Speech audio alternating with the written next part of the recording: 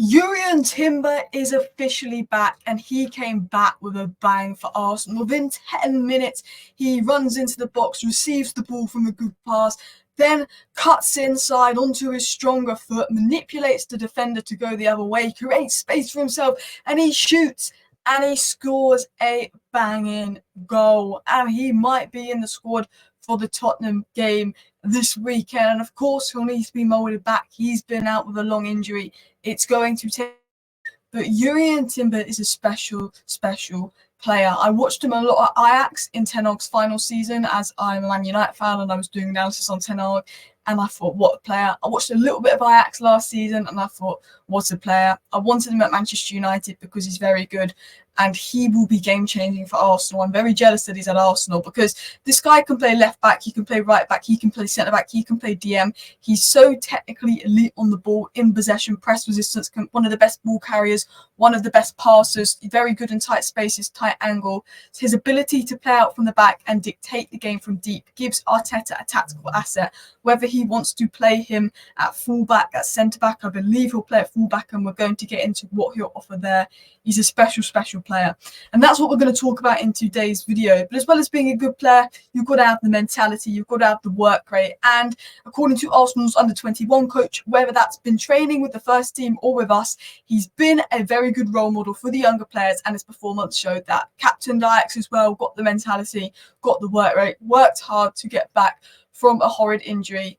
And he is now back for Arsenal. And Mikel Arteta said on his role when he returns from injury, he plays in both positions, right and left fullback, in relation to the game and the players we have available.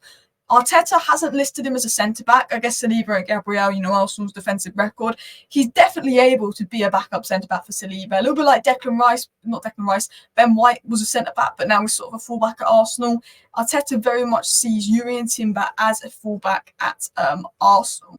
Now, I do want to apologise if there's a little bit of echo or background noise, but I'm literally recording in a box, so that's probably why the sound might come out a little bit dodgy. But what Arteta said on Timber and his potential involvement, he said, Tottenham's a quick step. We're going to see how he feels today, but he's been training good. He looks ready. He needs that exposure, and right after that, we'll assess whether the game comes at the right time or too fast. I wouldn't be surprised if he's in the squad for Tottenham. I don't think you'll see him start. I think you might see him start one of the last couple games of the season, but I think Arteta is very much almost sort of like, he's been out for so long, Jurrien Timber's going to really feature next season. So, why is Timber so good? Let's talk about Timber, what he adds, talk about what he did at Ajax, and then we'll talk about what his role will be at Arsenal, what he will add. So about Timber, right back, centre back, left back, even DM. Can invert like Zinchenko. Why have I said Rice? Can overlap like White. I'm getting Ben White and Declan Rice mixed up today. It's because they're both English. Overlap like White. Sorry.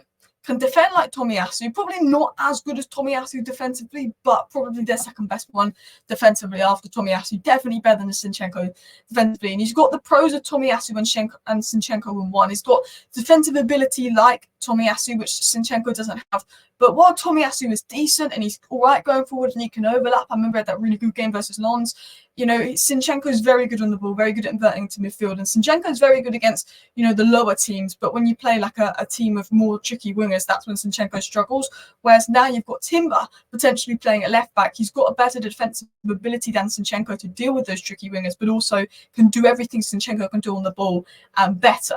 He's got elite IQ and technical ability. One of, Ajax Academy says it all. Ajax Academy, the education you get there, very good on the ball. Very good at executing passes, technical ability, doesn't give the ball away a lot. Very good understanding of the game, better defensive awareness than Zinchenko. But Arsenal fans are going to have to be patient because he's coming back from an ACL injury. That will take time. He will look raw. And also, he's never played left back in his career, and that's where Arteta's going to play him. And even at pre-season, he looked good. You could tell he wasn't 100% sure when to invert and when not to invert. So it's going to be a learning curve for Timber. But once he learns that, you'll be good. Look at Havertz, starting a bit slow. He's really improved. So, new team, new role, all of that kind of stuff. But I would assume he plays left back. Arteta said he plays left and right back. Ben White is probably sin, and Tomiyasu will play on the right. It's probably better than Zinchenko and Kivior. So I'd assume he probably goes more so on the left because Tomiyasu is very competent and Ben White's been really, really good lately. And this is what Arteta did in the Community Shield final, is that it? When Arsenal beat City in the Community Shield. And this is probably what Arteta sees as Arsenal's strongest lineup. This is arguably Arsenal's strongest lineup. Some people may say Tomiyasu for Ben White, but I think this season Ben White's been so good that as good as I think Tomiyasu is, I think Ben White is probably a huge stick there. So that is sort of seen as maybe Arsenal's strongest lineup. Obviously, Ryan for Ramsdale now.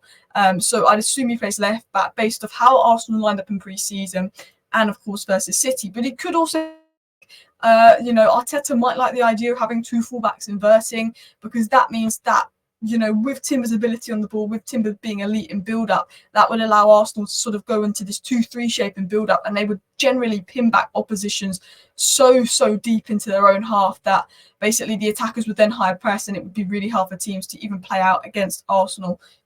Arteta spoke about he wanted Arsenal to be unpredictable, and that's one of the reasons for the signing of Havertz. Arsenal have done 3 or 4 different sort of shapes in build-up. They've got players that can play in midfield and attack like Kai Havertz. Sometimes he's in midfield, sometimes they do a box midfield with Jorginho, sometimes Kai Havertz is in attack.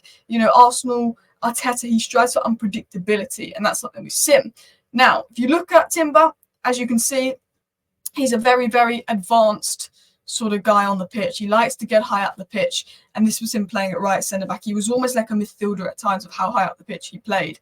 So I did a little bit of an analysis on Timber, and then I'm going to show you a little bit more, something a bit more exciting than this writing. But this was just the basic analysis I did on Timber. I said he's got great passing accuracy, 91.6%, which also showcases his technical ability. His ability to break lines is brilliant. Line breaking passings can also initiate attacking transitions. When you've got Saka, when you've got Martinelli, that could be key. I think he could unlock Martinelli, and we will talk about that as well. I think he has the line breaking passes that can disrupt the opponent's defensive structure and advance the ball into key areas, because if he's inverting at left back and he's pushing up, you could almost play those line breaking passes to really help Arsenal break down low blocks, which is something they've struggled with at points this season.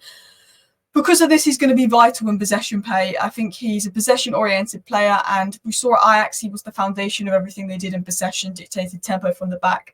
He's going to be very vital, particularly inverting into midfield and being, a possession-based, almost like another body in midfield that can help Arsenal build up better through that second phase. He's very tactically good as well. He scans very well. He's good interceptor. He can time tackles well. Defensively, definitely better than Zinchenko. I think he's got that anticipation and reading of the game, while he's also quite aggressive, but he's also known for his insane football IQ, being at Ajax, his understanding, his reading of the game, and then also his technical ability to, pick that out. He's got the IQ to find the pass, but the technical ability to execute the pass. But he's also all right 1v1. He's got that speed, and he's got that ability to cover ground and close down ground and be aggressive. That I think Tomiyasu would probably be better 1v1 defender, but he's still got that stats.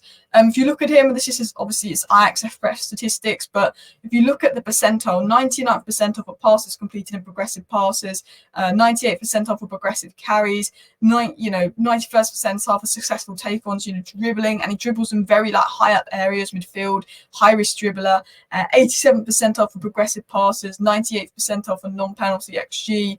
I mean, you look at it here as well. These are his passing statistics. He's basically in the 99th percentile and the 90th plus percentile for almost every passing statistic, bar long passing, because he normally carries the ball or does short passes.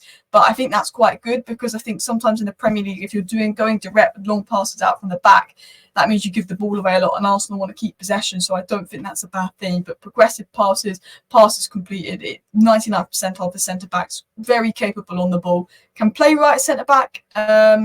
If left centre back is good in the air and could provide Saliba backup, that's how I feel about it. I think he could play right centre back because that's what he did at Ajax, and that is probably his best role. But I think at Arsenal, because of the profiles they have in the Arsenal squad, he's best suited to fullback at Arsenal. But if they had a left centre back that was very good in the air, he would be a very competent Saliba backup. And I think if he was a Saliba backup, he would play a similar role to Stones, where he'd be stepping into midfield, which at times we've seen Saliba do. He will most likely play right back or left back, as Arteta said. And I think left back is where he's seemingly going to go, with Zinchenko probably being the area of upgrade.